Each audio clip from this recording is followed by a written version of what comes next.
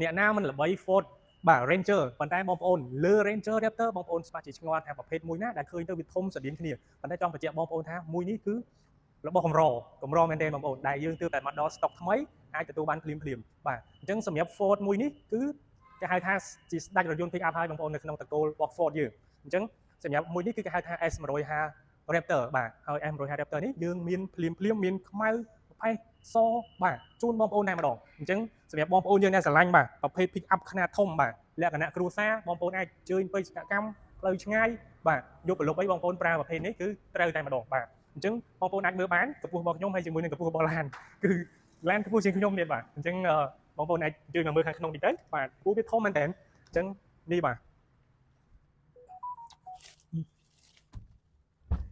វ៉ាវ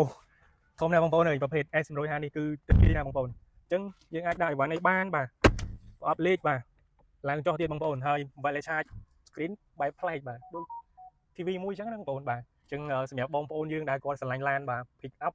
ដែលខ្នាតធំប្រើប្រាស់ទៅសុវត្ថិភាពបាទអញ្ចឹងប្រភេទនេះតម្លៃបច្ចុប្បន្ននេះតម្លៃពិសេសទៀតសម្រាប់ Ford S150 Raptor នេះហើយកៅអីនេះបងកៅអីខ្យល់ទៀតបាទគឺស្បែកខុសពីគេបាទអញ្ចឹងបងប្អូនចាប់អាចនិយាយបានថា Ford កាន់តែថ្លៃភាពពិនិត្យកាន់តែខ្លាំងជាងមុនបាទអញ្ចឹង